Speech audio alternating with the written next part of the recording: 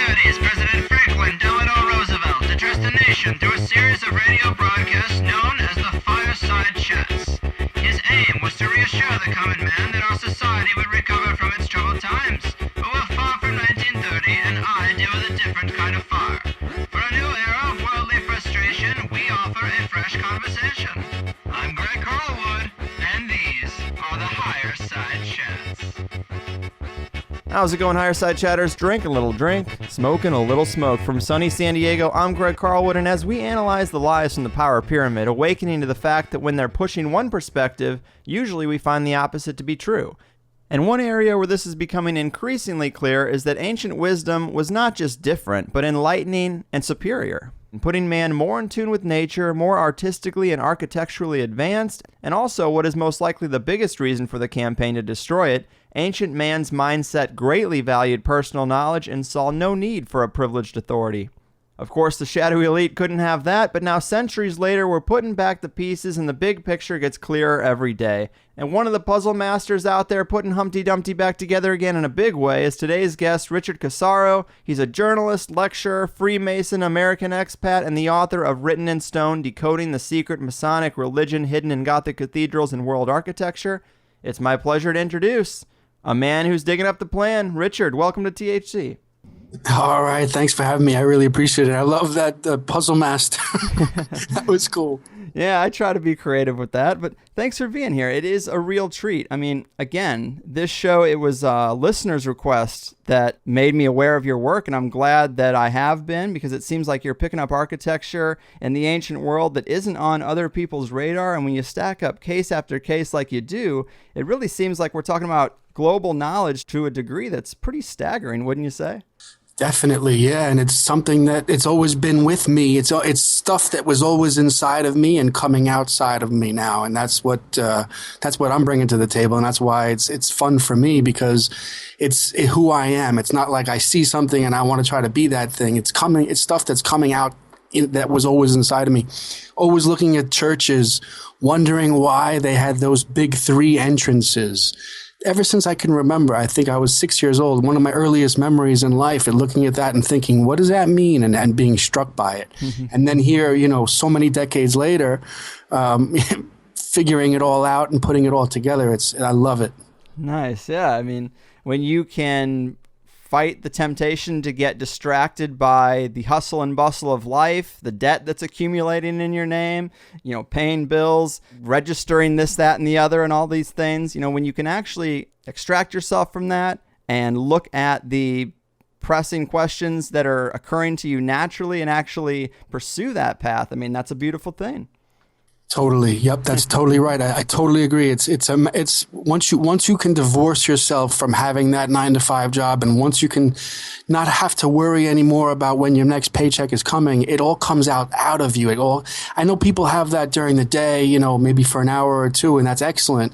When it's happening all day long, all week long, all month long, and all year long, it's just like an unbelievable awakening, and you feel overwhelmed by it, and it's so empowering as well. Cheers to that, man. So tell us a little bit about this architecture and some of the aspects of it. I guess we should start with the triptych. This seems to be one of the premier things you're pointing out, and it seems to be everywhere. Tell us about this and why it's significant. Okay. The triptych is something that I've always been interested in ever since I was small. The first time I've ever seen the triptychs, if you look at Gothic cathedrals and churches, the entrance, the west facade, the entrances to these buildings all have the triptych. It's a triple doorway. The doorway in the middle is slightly larger usually than the outer 2 doors flanking it. And I've always been drawn to it, always wondered what it was. As I got older, I learned about the Holy Trinity, slightly older in my 7-8-year-old religious studies classes. They taught us about the Father, Son, and Holy Spirit. And I assumed that that's what the triptych stood for. But as I got a little bit older in my, 13, 14-year-old time, I started getting into Atlantis and UFOs and the Loch Ness Monster, all that type of stuff, and, really getting into the mysteries of it. And slightly after that, a few years after that, I started to become friends with spiritual gurus and mystics and stuff. And little by little, I started to understand that the idea of Atlantis, which is this whole concept of a lost golden age in remote prehistory, where man was much more evolved, where civilization was much higher than it was today. And then this whole concept of the gradual decline of civilization. It's a complete opposite idea than what we're taught in school. You know, we're taught that from caveman we became space travelers. Right. From idiots we became intelligent, highly sophisticated, highly technological, and much better off than we were. And what you have in this occult tradition, in this mystical tradition, in this inner tradition is the complete opposite. The idea that a long time ago it was a golden age, and little by little the golden age sank and declined into the lower ages. You know, we have different, if you look at history, you even see this in like the Greeks and the Romans, and in Hinduism you have it. For example, the Greek poet Hesiod, he talked about the golden age declining into the silver age, then the bronze age, then the iron age, you know, as time crept on. Mm-hmm. You have the Roman poet Ovid. He also talked about the golden age declining into the silver, then the bronze and the iron age. In Hinduism, the concept of the ages is there as well, Satya, Treta, etc., etc. I'm sure you've heard of the Kali Yuga age, which everybody says that we're in right now. And so, there's other connections too. The Hopi, the Mayan, and other cultures across the world have this tradition. So it's really interesting because there's a historical reason to believe it, not just in these ancient cultures and not just in these philosophers, but also in this entire inner tradition of the occult and mysticism, and that that scholars have completely turned their back on. So I started getting into that at a very early age, and it really resonated with me. It was really something that I felt drawn to. And so how old was I? Late teens, I started traveling a lot, going to Italy and different places in Europe. And I had started to realize that a lot of these 3-door entrances were kind of everywhere, not just in churches, but you find them also in mosques, in synagogues. You find them in Chinese architecture. You find them in Hinduism in India, in Indian architecture. And so I started to realize, it really doesn't stand for the Holy Trinity, because that's just one concept in one religious tradition. And so besides, I had come already to realize that the Holy Trinity is, and I know a lot of people aren't going to like this, but it doesn't make any damn sense. Father, Son, Holy Spirit never made any sense to me. I've studied it. I've read the Bible so many times, and I'm a true philosopher. I mean, I even studied philosophy in college, and I've read all the traditions, and it never made any sense. The only way it made sense is if Father, Son, Holy Spirit, if the Holy Spirit is a feminine. And right. So you have the Father, which is the soul, Son and Holy Spirit, the male and the female, the two opposites. Mm-hmm. Some people actually say that the reason they use the Holy Spirit is it's a symbol for the removal of the feminine. And I think that's kind of an interesting perspective, because symbolically it's like a puff of smoke where the feminine used to be in the Trinity there. I don't know. I think that's kind of compelling.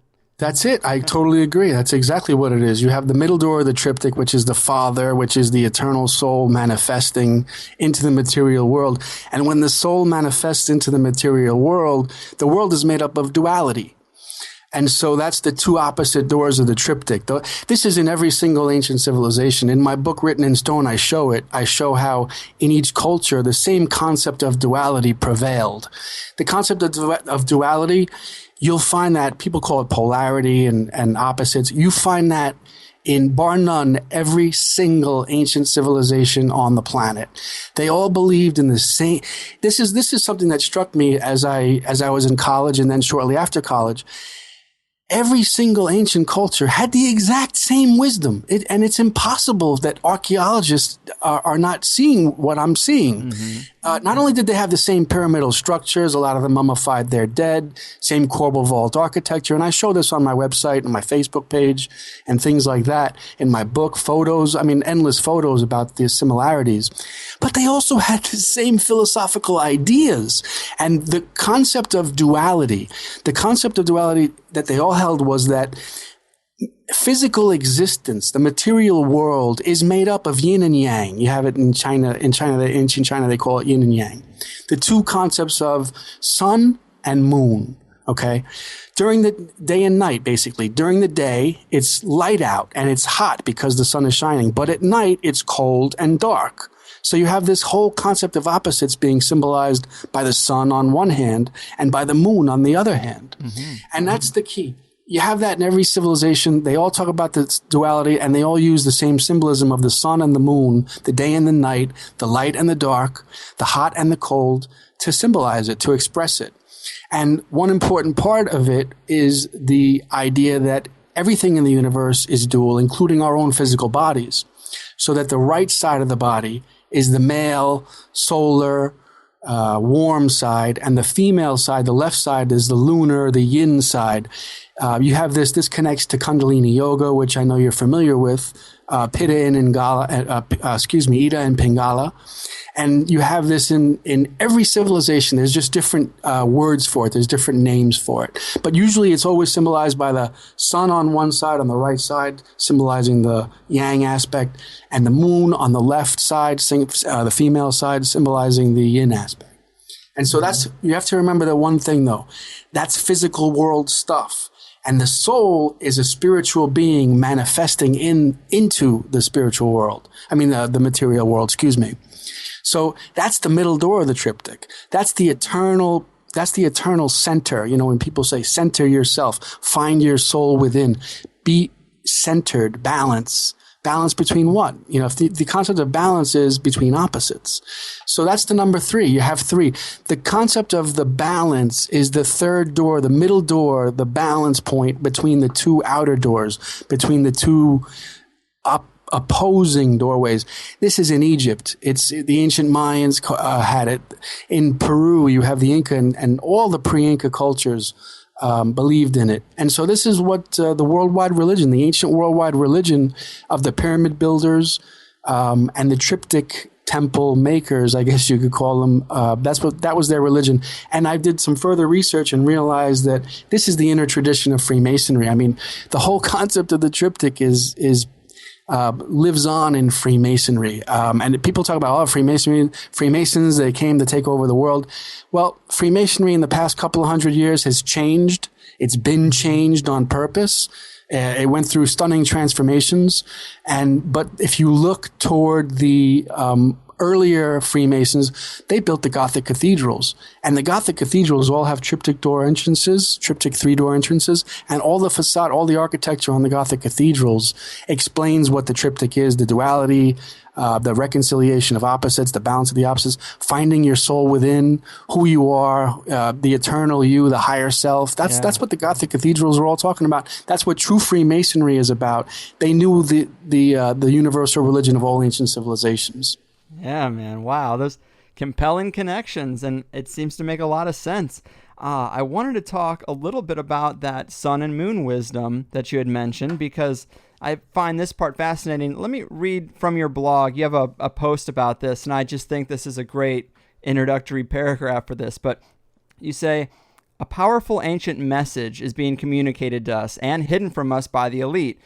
The message comes from the sun and moon in our sky. The message or code was crafted billions of years ago by someone or something far more powerful and more intelligent than ourselves. Today's scholars and scientists have failed to recognize, let alone crack, the code of the sun and moon, but ancient priests and priestesses knew it well. Sadly, 2,000 years ago, organized religions like Christianity outlawed the sun and moon's wisdom. Luckily, secret societies like the Freemasons quickly arose to safeguard it. That is a very awesome paragraph and an intriguing perspective on ancient wisdom and the sacred knowledge of mystery schools. I mean, what brings you to the conclusion, I guess, that it is a form of communication? Because the idea, if you look at the coincidences of the sun and the moon, they're all very startling. Mm-hmm. Not just the symbolism, which I talked about, but let's go over it real slowly. Sure. The sun is symbolic of the daytime. Okay. And the moon is symbolic of the nighttime. Now we have 12 hours in the day and 12 hours at night. That's exactly half each, So you have a real strong coincidence there. So during the day, as I said, the day brings light, the night brings dark. Those are opposites. The light brings hot, the dark brings cold. Again, hot and cold are opposites. Yeah. The hot brings dry, but the cold brings moist. Those are opposites. The day symbolizes life. The night symbolizes death. Life and death are opposites. We think of life as good and we think of death as evil. Those are opposites as well. So that's all symbolism. That's pretty strong stuff right there. If you really think about that, half of our lives are daytime and the other half are night. And half of our lives are ruled by one set of opposites and the other by the other set of opposites. That's just one aspect of it. Then there's more. If you look at and astronomers have always been perplexed by what they call this unbelievable coincidence. If you look at the sun and the full moon from Earth, they appear the exact same size in our sky. Mm-hmm. That's another major step forward to say, wow, this is more than just coincidence. Yeah. Because how could that, our planet is situated in such a way that from our perspective, when we look at the sun and when we look at the full moon in the sky, they're the exact same size. So not only do we have the sun on one side ruling the day and the heat and all the yang stuff, and the moon on the other side ruling the night and the dark and all the yin stuff, but the two planetary objects, the two astronomical bodies, are the exact same size when viewed from Earth. That's not just a coincidence. There's something really strange about that. If you think about it, if you hear it, it might not be. But if you really sit one night and look at the stars and think about those opposites that I just told you about, and then think about that sun and moon coincidence, there's something up with that. And that's one of the things that really struck me as being unbelievable. From a very early age, I've been considering all this. Not just me, all the ancient civilizations. If you look at the Egyptians, for example, the sun and the moon, it's very powerful stuff in ancient Egypt, in the ancient Egyptian religion. You have the whole left side of the body is the lunar side. The whole right side is the solar side. So they knew about this. This was something that their whole entire religion focused on. And this is something that's even known to Egyptologists. You could read this in modern books on Egyptology. So that's a few of the things that, shows you that there's something really going on here. And also in Freemasonry, the concept of the sun and the moon, very powerful stuff, strong tradition, all the symbolism. For example, if you look at the Masonic tracing boards, there's the two pillars of Jachin and Boaz. One of them is capped by the sun, Jachin. The other one is capped by the moon, Boaz.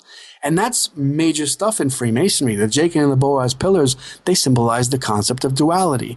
And all of the cathedrals, the Gothic cathedrals of Europe, have those massive twin pillars. If anybody's in front of their computer, just Google Gothic cathedrals and you'll see this. Two massive twin pillars, and one of them is the solar pillar and one of them is the lunar pillar. Jachin on the right and Boaz on the left. As a matter of fact, Chartres Cathedral in France has an iron plate of the sun above one pillar and an iron plate of the moon above the other pillar. And that's because the Freemasons, the true, good, noble, strong, powerful people, men who were safeguarding the ancient tradition, the ancient universal religion, encoded it into the cathedrals, into the architecture. Every single part of the architecture is explaining this lost ancient tradition. And so that's who the Freemasons really were. That's why when I hear people talking about the Freemasons today, it's okay. I understand. Yeah, everything is corrupted. Every single schools are corrupted. Universities are corrupted. The law is corrupted. The government's corrupted. Obviously, Freemasonry has been corrupted as well. But don't get confused and think that the Freemasons were founded because they were trying to start some new world order. That's garbage. That's total garbage. That'd be a big mistake for you to make, for anybody to make, because the Freemasons built those cathedrals, and I've deciphered the architecture in those cathedrals, and they were very spiritual people, higher self. They believed in the higher self. Everything that they did was to encode a message in stone for us, because they knew there would be a darker time. They knew that the only way to keep this wisdom alive wasn't to write it down on paper. You know, they encoded it in structures that to this day are still around. Those Gothic cathedrals are 1,000 years old. Yeah. These people deserve respect, man. Not for us to say, oh, the Freemasons, they're in charge of the banks. People are in charge of the banks. I know who, not the Freemasons. There's other people in charge of the banks and the IMF and all this other stuff, the pharmaceuticals, big oil. Sure, I see the conspiracy too. You know, I went out and lived on my own too and realized how there's no way to make it unless you, are going to work the rest of your life like a slave. But, don't get confused and think that the Freemasons are behind it. Maybe in the past 100 years, the whole thing, 200 years, there's been a corruption. And, you could point to some Freemasons and say that the institution has been corrupted. Okay, that's fine. I don't have any arguments there. But to say that it was founded originally to be some type of instrument for the New World Order, I think you're making a big mistake. I think you're not paying attention to all this esoteric architecture, not just in the Gothic cathedrals, but in the castles and in the churches and other buildings that exist throughout the world. I'm talking too much, Greg. No worries, man. I kind of agree with you there. I mean, I've definitely had guests who are Freemasons who I think are super enlightening and intelligent, and obviously thereafter the real knowledge. It's obviously split in the conspiracy community when talking about the Masons, and it is kind of a popular thought in especially people who look at ancient civilizations and ancient architecture and look at this knowledge that we used to have. It's pretty popular to come to the conclusion that the Vatican Empire started trying to destroy this knowledge. The keepers of it formed secret societies to preserve it, and I can definitely see that thread. But when I look at who the Masons have always been, at least to my knowledge, which is fairly ignorant, I mean, whether you're talking about titans of industry or the forefathers of America, it almost is exclusively rich white men. And sometimes I'm curious if the same people who work to destroy it in a mainstream way didn't just create the secret societies to preserve it for themselves. Yes, to preserve it, but not necessarily for humanity. I'm not sure. But you also mentioned the removal of the feminine.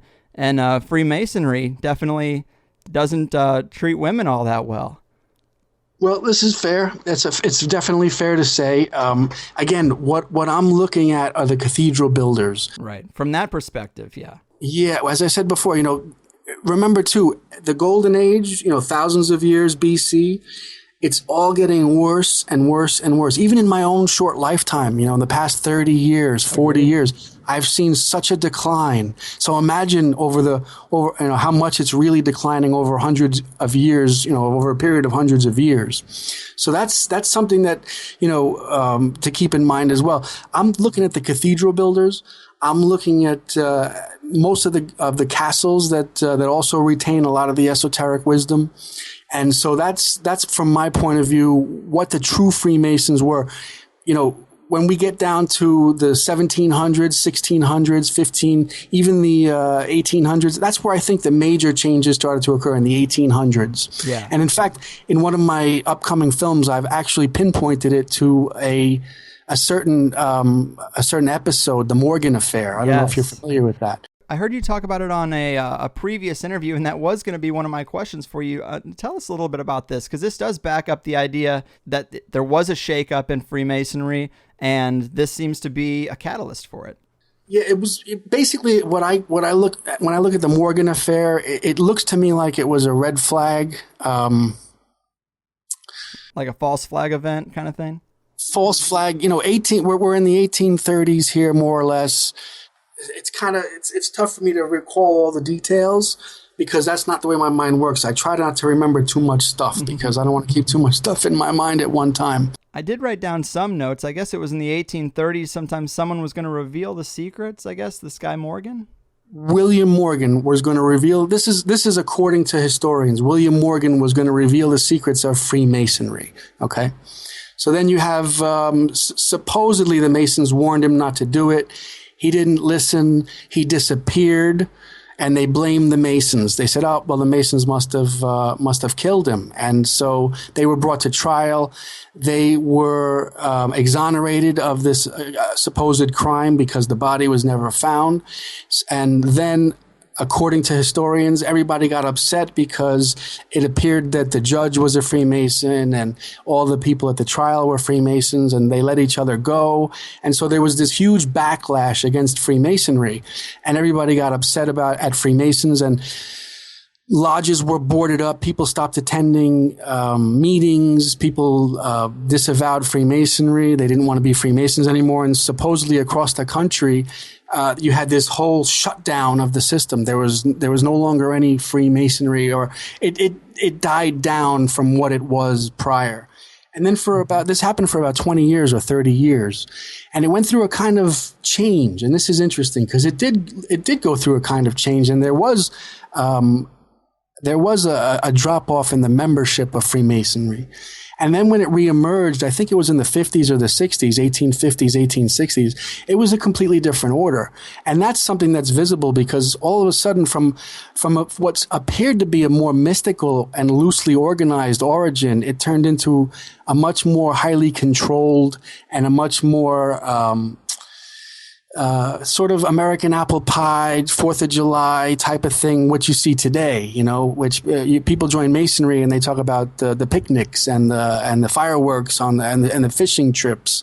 And that's not what true Freemasonry is. True Freemasonry is a mystical organization where people who are looking for something deeper than what religion can give you, that's where you go. That's where you used to go. Not, you try to go there today, but you get the fishing trip stuff, and that's where the difference is. And I pinpoint the change to the Morgan affair. That's as far as my research goes. I'm still looking into it. I'm asking a lot of questions about it. I'm not 100% saying that this is the way it happened. But this is interesting to me. That's all. My real forte is symbolism. My real forte is looking at the ancient cultures, figuring out, showing the similarities between ancient cultures, showing how they all had the same belief systems, pointing to symbols that show the belief systems, and then finding the tradition, the same concept of the universal religion in true, authentic Freemasonry. Mm-hmm.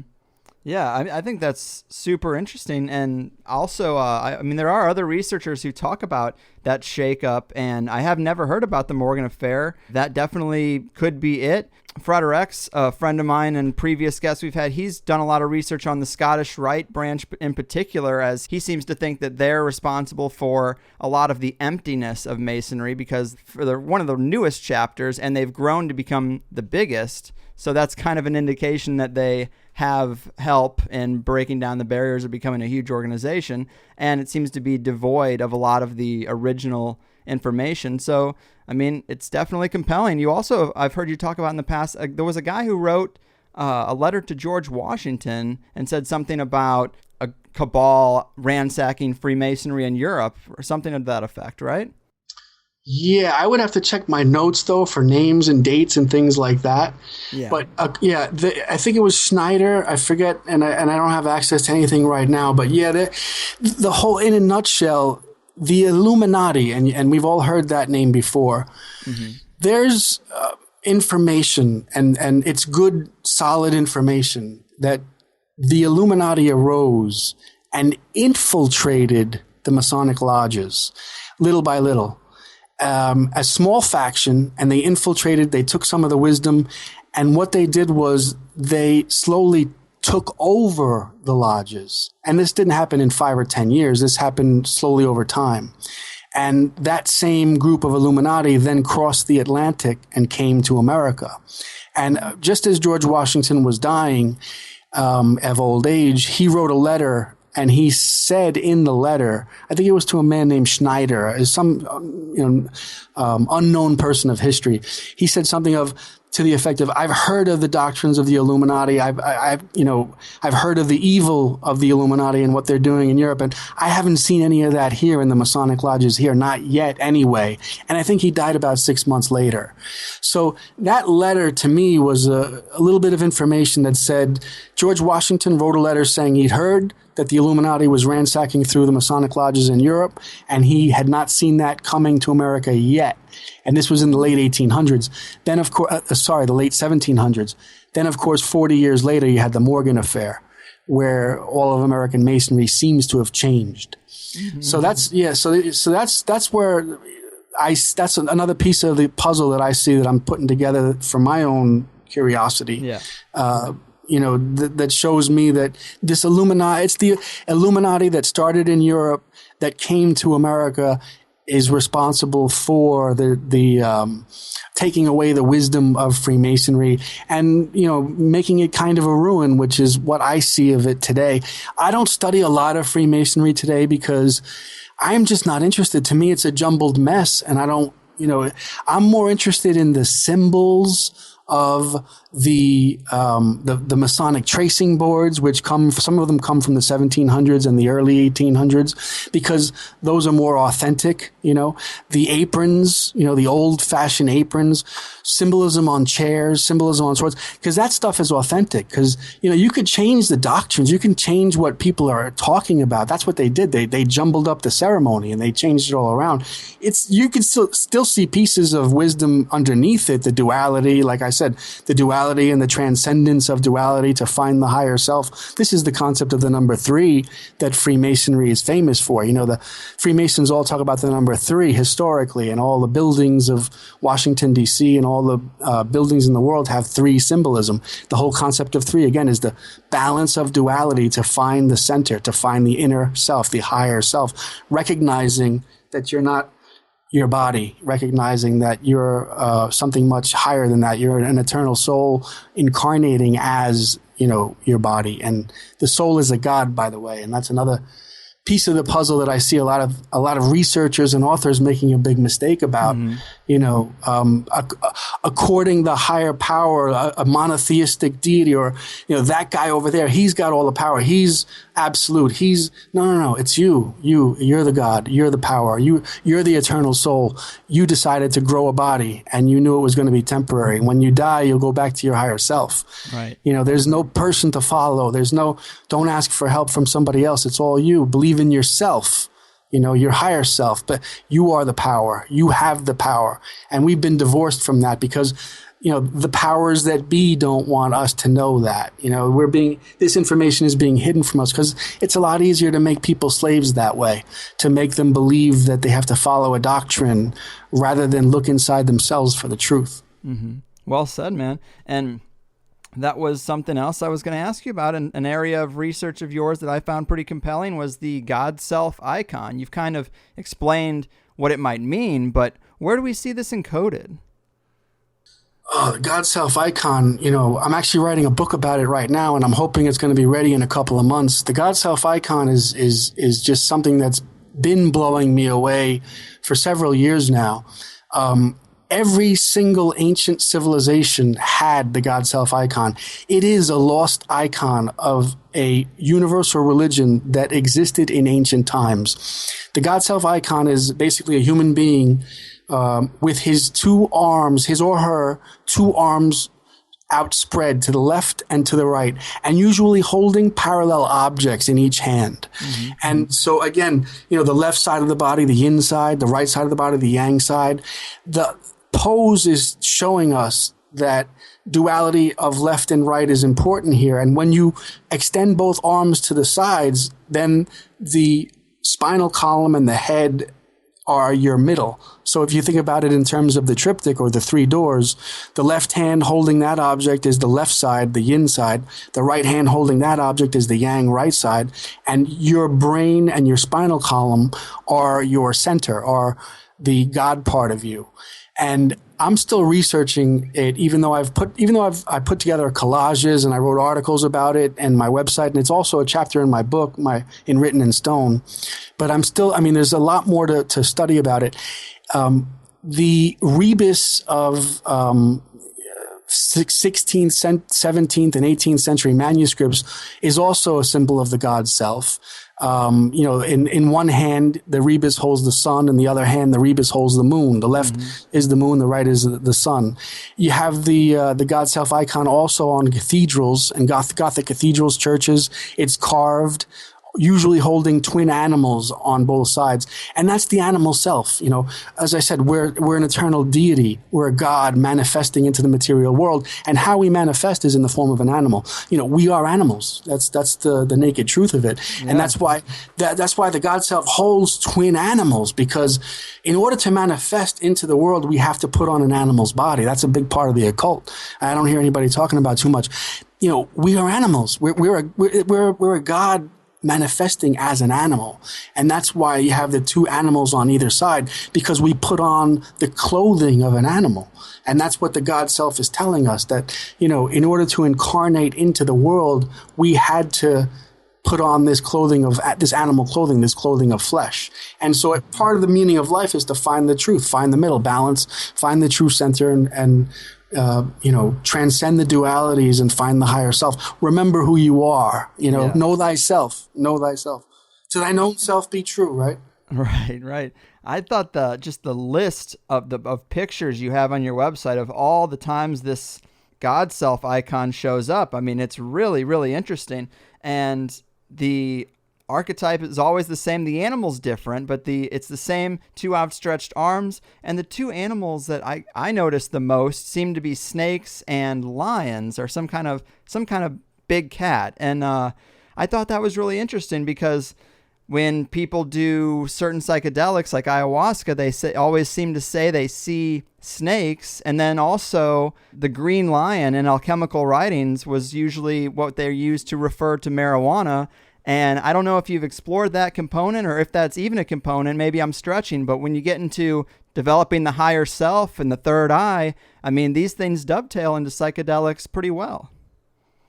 Absolutely. Yep.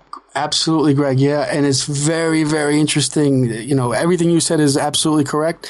I'll just add that, for example, the twin serpents on both sides, a common theme in almost every single ancient all the great centers of civilization in antiquity had those twin serpents on both sides. And so, and the serpent has a lot of different meanings, and it depends on what context you're looking at it. But it could have a negative connotation. I mean, serpents are the lowest thing. They crawl on their bellies. The women are usually afraid of serpents, right? Mm-hmm. And so they have a negative connotation. The people are usually scared of them as they're scary. They're evil and that type of thing. They're also very powerful, and they symbolize eternal life because they're able to slow their skin. And so they never really die, because they always just take off that layer of skin. It's like a soul reincarnating constantly, The soul is the serpent, and the skin are the bodies that you just shed every time that you're done with them. So I mean, yeah, there's a lot there that as I'm putting some of it in my book, and I'm exploring other parts of it. I have ideas, and it's hard because I like to back everything up with images and photos and quotes. I don't like when authors just talk about things and we're supposed to believe that at face value. It's true. I like it when, I show photos, and then I show another photo from some other culture, and then I show something from, the 17th century, and then another thing from the 18th century, and then a cool quote from like Joseph Campbell or Alan Watts, Yeah. And it's like ties it all together, and like, wow, I always look at my writing or my blog articles or my book like I'm presenting evidence in court, and I have to convince a jury that this is true. I give lectures in Masonic halls. And every time at the end of every lecture, somebody gets up and says, "That's the best lecture I've ever seen." It was like you presenting evidence in court. And that's important to me, because I got to convince myself of it first. Right. And if I'm not convinced of it, I'm not going to try to convince anybody else of it. Well said, man. And I do think that the serpent symbolism, you're right, it is so pervasive everywhere. And I think you make a compelling case about the secrets going into secret societies, but once they were up above the surface, and it seems like the Vatican and some of the huge dynasty religions wanted to snuff that information out, and maybe the Vatican went after the religions and the Illuminati went after the secret societies, and together their goal was to weed it out. But I also find it compelling that one of the biggest stories in the Bible, Adam and Eve and the serpent, I mean, if we take the idea that the Vatican was responsible for removing a lot of this knowledge, I mean, you can look at that story right there, and they're basically the whole point of the story is stay away from the tree of knowledge. I mean, how funny is that it's one of the primary stories in the Catholic Bible, and they're telling you right there what they want to do, separate man from knowledge. But it's not them. It's God that wants that, you know? It's kind of funny. Yeah, there was a point in my life where I just stopped everything with Judaism, Christianity, and Islam. And it was a very early time, thank goodness, where I just cut it. I just said, I'm not getting anything out of the Bible. I've read it so many times. I'm just not getting anything out of it. And, Judaism, it all stems from Judaism. And I don't really see that as being a highly spiritual religion. And a lot of people look at, there's this esoteric, but why should I bother going through all the esoteric, cutting through all the exoteric to try to find the esoteric when I can just easily go to Hinduism, Buddhism, and Taoism in the East and find it right there on the surface. Yeah. So it's interesting, yes, to go through the Bible and try to figure out what they're saying. Yeah, I guess that, I did that for a little while. I got bored of it because I would just rather read the brilliant and powerful writings of the East and just get it right there. And it's right there on the surface. There's no digging. There's no, there's no trying to have to figure out what the secret meaning is.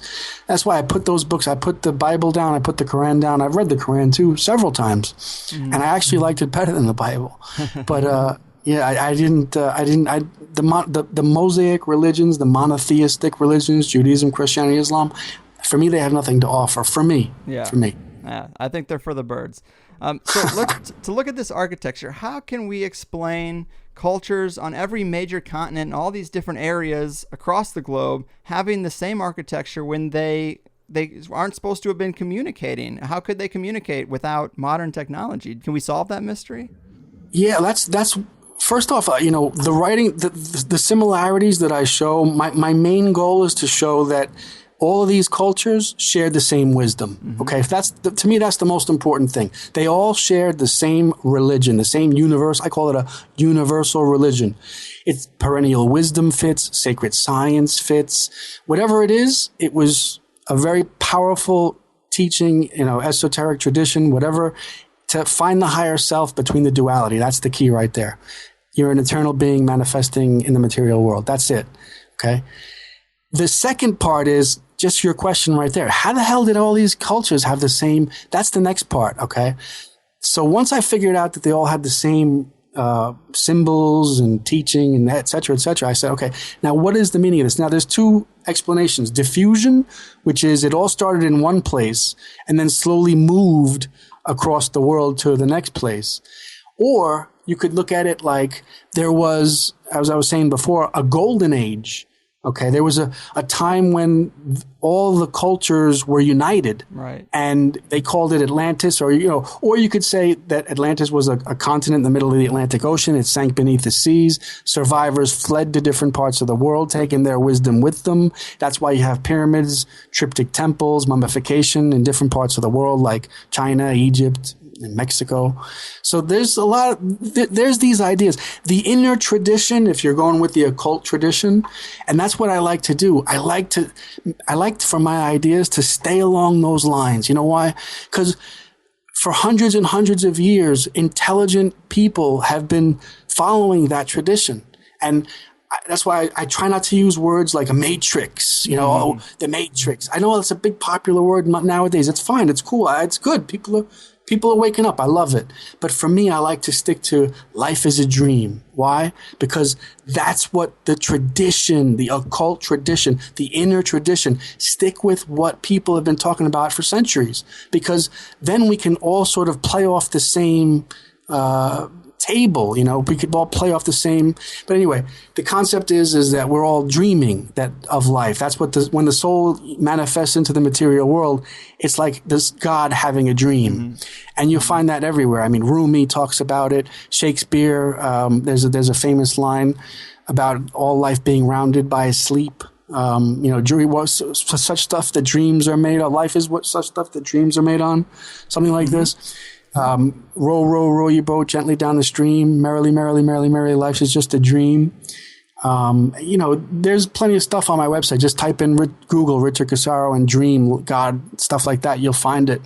Lots of quotes, lots of information about that. But anyway, getting back to what we were talking about, there's this whole a tradition that I think we should stick to, which says that there was an ancient golden age. Some philosophers link it to Atlantis. Some thinkers just don't link it to anything, just call it a tradition. But they say that there was this golden age of Atlantis, and they say that the people in Atlantis were in touch with their divine self. Plato talks about it. He says the reason Atlantis fell was because he says the gods that were in Atlantis, the people that lived in Atlantis lost the connection with the divine within them. Mm-hmm. And to me, it's just basically they forgot that they started to become more and more attractive to the material part of life. And they forgot that they were divine entities. They forgot that they were divinities. And so that slowly dropped off. Another part of the teaching says that the third eye, the Atlanteans had the power of the third eye. And that shrunk down to what today we call the pineal gland. And I talk about that in my book and my research tremendously because it's one of the main symbols of Freemasonry. Not only do you have the Jachin and the Boaz pillar, but at the top of those two pillars form the bottom parts of a triangle. And the apex of that triangle formed inside the apex, inside the triangle is a giant luminous eye, a centered eye. And that's the third eye. And that's clear, and that's something that I've been talking about and writing about for years now. And that's, again, part of the ancient tradition, part of the occult, part of Freemasonry. It goes back to Atlantis. The concept of the third eye goes back to Atlantis. They called it the mind's eye, the inner eye, whereas the two physical eyes see outward.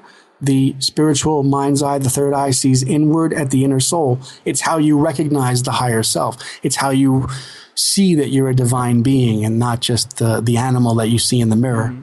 So again, talking too much, right? No worries. So I guess I would ask, now everything today in today's world is all jumbled up. There's no real preservation of that golden era culture, or is there? Are there pockets of tribes in the Amazon and Peru that you think perhaps could have been undisturbed that still hold the same tenets and principles of the golden age? I don't think so. No, it's all gone.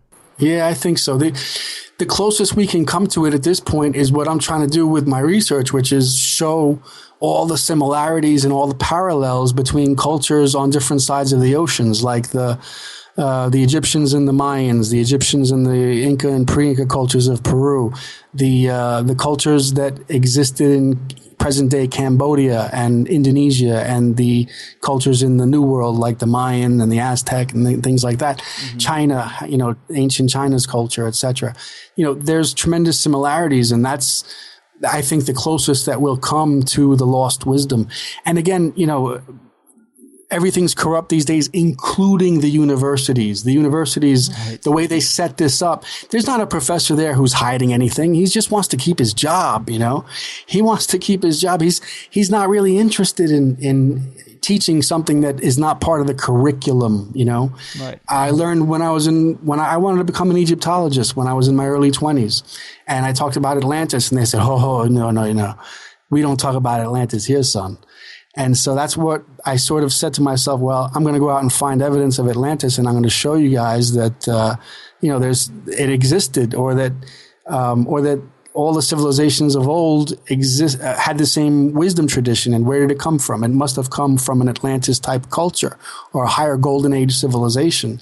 And, civilization must be deteriorating. It's not getting better. It's deteriorating, century after century. Age after age, it's getting lower and lower. And by the way, there's going to be a time when it completely collapses, and then it will begin to ascend again. So it's not just a downward cycle. It's a complete cycle. It goes down, it goes down, and then it goes up again. And then it goes down, and then it goes up again. So, we're in the down cycle. We're probably scraping the bottom almost. That's the way I see it. That's the way I see it. It is an ebb and a flow, and I do love that perspective that we devolved from greatness rather than ascended from apes, because like I mentioned in the intro, it does seem like every time we're taught something and it's drilled into our heads aggressively, the opposite seems to be true. So, and that would be a perfect example of it. We're told we evolved from these primitive apes and that we have been marching on this steady incline towards progress and the pinnacle of human development. And meanwhile, we're uncovering all these ancient things that seem to point to a complete flipping of that script, and that it seems more like a humanity's timeline-long game of telephone, where as we get further away from this original seeding of knowledge, we lose more and more and more of it, and now we're just fumbling around in the dark trying to figure it all out again. Yeah, that's it. And as you look at these ancient monuments, like Stonehenge, the Great Pyramid, I mean, there's a ton of monuments around the world that are unbelievably sophisticated. And for grown men and women to look at these monuments and sneer and say, oh, the ancients could have easily done that. I mean, that's unbelievable. I'm not saying they had higher technology necessarily. I think they were more spiritual beings. I think that they were, they had much more power than we do. Mm-hmm. We're disconnected from the source. We don't know our center. We're unbalanced. We're sick. They weren't. Think of the people that built Sacsayhuaman in Peru, or the Great Pyramid, or Stonehenge, as a group of Buddhas or Christs, because that's what they were. And that's where people, I think, are making a mistake today. This ancient advanced technology. I don't like that, really. It doesn't resonate with me, because it doesn't fit in with what I see as being a golden age in the past. And I don't believe that the golden age necessarily had the machining technologies. That's the way we look at it today, because that's the only way we can comprehend it, But right. The whole concept of a golden age, I think, and if you read in the writings of Plato and a lot of the other philosophers, not just Plato, by the way, a lot of philosophers talked about Atlantis, and they were higher spiritually. And so when when you're in touch with yourself, that's the whole concept of the Jesus story, the Christ story, and all the Osiris stories and the Mithras and all the sun gods of history. Those they're examples for the masses of what you can do. You can be a Buddha. You can be a Christ. You are a Buddha. You are a Christ. You have that power within you. It's just a matter of finding it, finding the balance, striking the balance of opposites, transcending the opposites, finding the center within, finding your higher self. Those people that built those monuments were all spiritually centered. They were all Christs and Buddhas, or approaching Christs and Buddhas. We could call them bodhisattvas, or we could call them enlightened beings that were not necessarily at the level of Buddha, but a lot closer than we are today. Who we take pharmaceuticals, we live as slaves because we have to work, and we eat food that's horrible and genetically modified, and et cetera, et cetera. I don't have to go through the line. Basically what kind of world we're living in. Right, but I mean that is super interesting, and it could be that the drive to advanced technology is to fill the hole left by removing this component of natural knowledge, because I guess it didn't seem like so pressing to them when they were whole beings. When they went through the inner journey, they didn't have this need to tinker too much on the outside, although they did have some building technology, of course, because we look at the structures and we're just like in amazement of how they did that. But as far as travel and things like, obviously computers and mechanical things, I'm not so sure how that all worked out. I guess another possibility I entertain is that obviously the ancient aliens idea is huge, and that this knowledge came from a third party somehow, and maybe that could also tie into the Atlantis civilization. But I'm also compelled by the idea that if there was a third party that kind of got this information to the cultures around the world, I wonder if it wasn't some type of spiritual or multidimensional communication from being in a higher state of mind. I totally think that's possible. I really do. I think, anything is possible. And that's a very interesting idea. And I don't see why that can't be. And Richard, I guess that kind of gets us towards the end here. I mean, I think you're doing great work. I don't know anyone else drawing attention to these particular design elements around the globe. You find so many of them in so many places, and you're stitching back together the mindset and philosophy around those elements, and I think it's great stuff. But I guess before I cut you loose, remind the people about your book and website so they can check out a little bit more what you got going on. Thanks a lot, Greg. That was, I know that came from your heart. And I really want to tell you something from my heart, too, that what you're doing is just as important, if not more important. You're trying to get people to wake up also. You're trying to bring new bits of information from new authors and writers and stuff like that. And you're allowing people like me a platform to speak and talk about what they think. I think that's tremendously important. It's hard. It must be hard what you're doing. I'm sure you're not making $10,000 a week, and not that that's so important, but Right. you know what I'm saying. It's got to be a struggle, and keep doing it. Keep going strong. The book is called Written in Stone. You can get it at my website, richardcassaro.com or deepertruth.com. I'm also writing a second book. It's called The Missing Link. It's about the Godself icon found worldwide, which is a spin-off of an article in the Written in Stone book.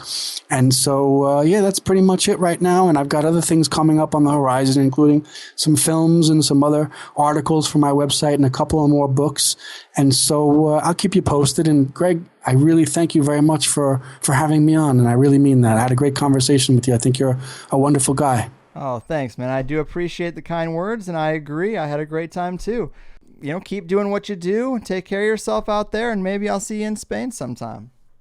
All right, Craig, you got a standing invitation, okay? Oh, wow. Thanks. All right, man. Take care. All right, take care, Greg. There we go, people, brushing the dust off several aspects of our buried history, and I couldn't help but note the similarities between the triptych, or the triarch, and the tritone. I think these are two sides to a related coin. But I guess I've been so into the ancient wisdom lately because of this Armenia tour. But also, Richard Merrick, thought that show was great. And by the way, please share the show if you can while I'm out of town and I can't do it myself. I really don't ask for that very much because usually I just post it a few places and let the chips fall where they may, but it would be helpful while I'm gone to kind of spread the word, if you'd be so kind. I'm really starting to settle in on my thoughts about the past and how these pieces fit over the last couple of shows. I hope you are too.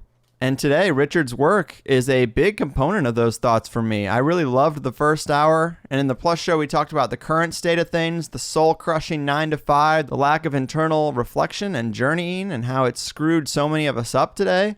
Also how, in Richard's words, Hollywood sets the tone for this life, and the role of professional sports is to eat the clock. I think that's such a good way of putting it. Take the people away from enlightenment, and then it's a race to see if they can rediscover it before they die. But who has time for psychonautic introspection when the game's on?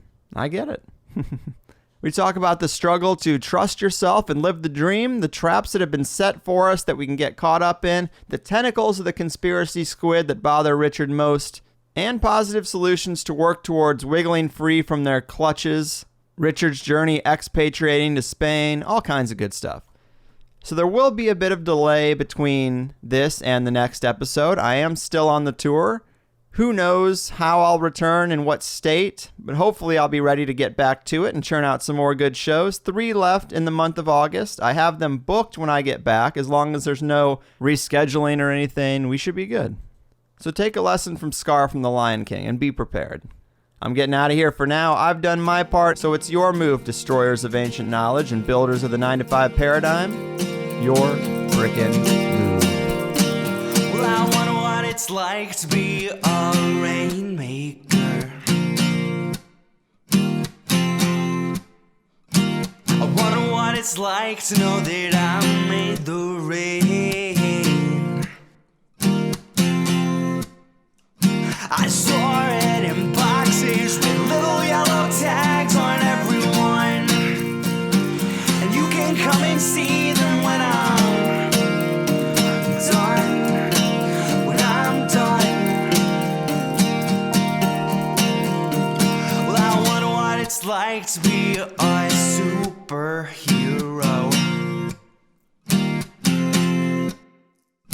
I wonder where I'd go if I could fly around downtown, yeah.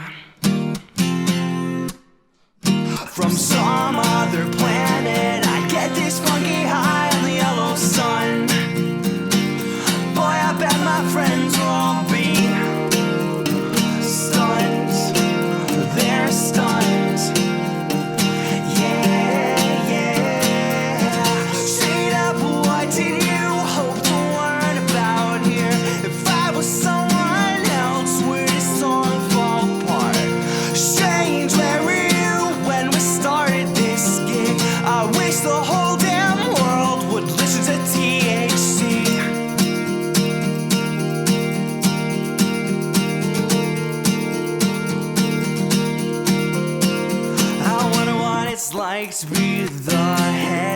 poncho.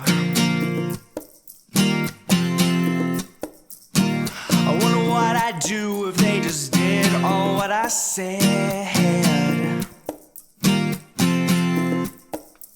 I'd shout out in order, I think we're on this, man, get me some.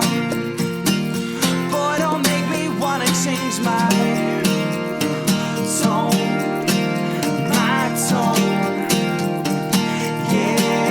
Yeah, straight up, what did you hope to learn about here? If I was someone else, would this song fall apart?